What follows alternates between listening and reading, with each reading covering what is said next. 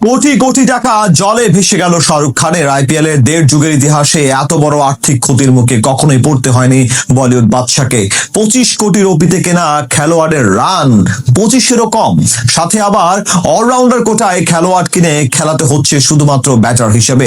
শাহরুখের দলের সাথে রীতিমতো ধোঁকাই করেছে বাকি সবাই। একের পর এক হার আর খেলোয়াড়দের ব্যর্থতা নিয়ে কলকাতার হতাশার গল্পটাই শুনবো এ প্রতিবেদন থেকে। বাংলায় একটা প্রবাদ আছে, কপাল যদি মন্দ হয় দুর্বা খেতে বাঘের ভয়।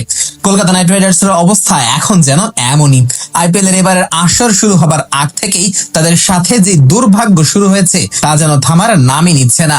মোস্তাফিজকে বাদ দেওয়ার মতো এক সিদ্ধান্ত তৈরি করে ফেলেছে মস্ত বড় এক বাটারফ্লাই ইফেক্ট, যেই ইফেক্টে পর্যদস্ত হয়ে যাচ্ছে 3 বারের আইপিএল শিরোপা জয়ীরা। হোক সেটা নামের বিচারে কিংবা হোক সেটা মাঠের পারফরমেন্সে, আইপিএল এর ইতিহাসের অন্যতম সেরা ফ্র্যাঞ্চাইজি হিসেবে কলকাতার নাম থাকবে সম্মুখ সারিতেই। তবে বাঘের মতো গর্জন দেওয়া সেই কলকাতা এখন বনে গেছে ভেজা বিড়াল। মাঠের বাইরেও কমে গেছে তাদের আধিপত্য, আর মাঠের পারফরমেন্স তো হয়ে গেছে একেবারে যাচ্ছে তাই।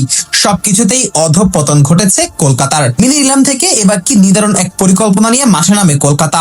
নিজেদের স্কোয়াড সাজায় দারুণ ভাবে। স্কোয়াডে আনা হয় মোস্তাফিজুর রহমান, মাথিসা পাথিরানার মতো বোলারদের, সাথে আবার 25 কোটি রুপি দিয়ে ক্যামেরন গ্রিনের মতো অলরাউন্ডারকে দলে ভেড়ায় শাহরুখ খানের দল। তবে নিলামের টেবিলে যেই পরিকল্পনা নিয়ে এগিয়েছিল কলকাতা, তার ছিটে ফোটাও বাস্তবায়ন করতে পারছে না এই ফ্র্যাঞ্চাইজিটি। ব্যাট হাতে রীতিমতো চরম ব্যর্থতার পরিচয় দিচ্ছেন ক্যামেরন গ্রিন। 25 কোটি রুপি দিয়ে কেনা এই অজি তারকার কাছ থেকে কোনো সার্ভিসই পাচ্ছে না কলকাতা। প্রথম 3 ম্যাচে গ্রিনের ব্যাটে রান এসেছে মোটে 24, এভারেজ মাত্র 8, স্ট্রাইক রেট 171-এর বেশি হলেও সেটা দিয়ে কাজের কাজ কিছুই হচ্ছে না কলকাতার। কেননা শুরুটা ভালো করে নিজের উইকেট বিলিয়ে দিয়ে আসছেন এই ব্যাটার। প্রথম ম্যাচে মুম্বাইয়ের বিপক্ষে 18 রান করলেও পরের 2 ম্যাচে 2 অঙ্কের কোটা পার করতে পারেননি। এমনকি এই 2 ইনিংসে তার সর্বোচ্চ সংগ্রহ ছিল মাত্র 4 রান। অথচ 25 কোটি রুপিতে কেনা ক্রিকেটারের কাছ থেকে এমন পারফরমেন্স মোটেই চাইবে না কোনো ফ্র্যাঞ্চাইজি, কিন্তু সেটাই যেন কপালে জুটেছে শাহরুখ খানের দলের।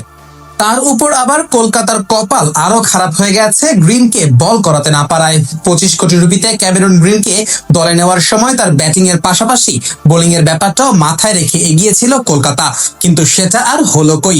এখনো পর্যন্ত অজি এই বোলারকে দিয়ে বল করাতে পারলো না 3 বারের শিরোপা জয়ীরা। মূলত পিঠের ইনজুরির কারণে বোলিংটা করতে পারছেন না এই অজি তারকা। ফলে 25 কোটি রুপিতে দলে নেওয়া ক্রিকেটারের কাছ থেকে 3 ম্যাচে 24 রান ছাড়া আর কিছুই কপালে জোটেনি কলকাতার।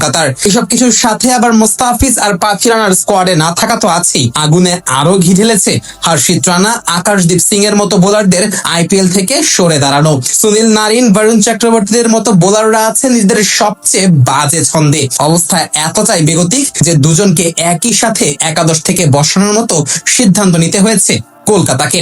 বলাই বাহুল্য, দল হিসেবে নিজেদের সবচেয়ে লো পয়েন্টে অবস্থান করছে শাহরুখের দলটি, যার জন্য অনেকাংশেই দায়ী তারা নিজেরাই।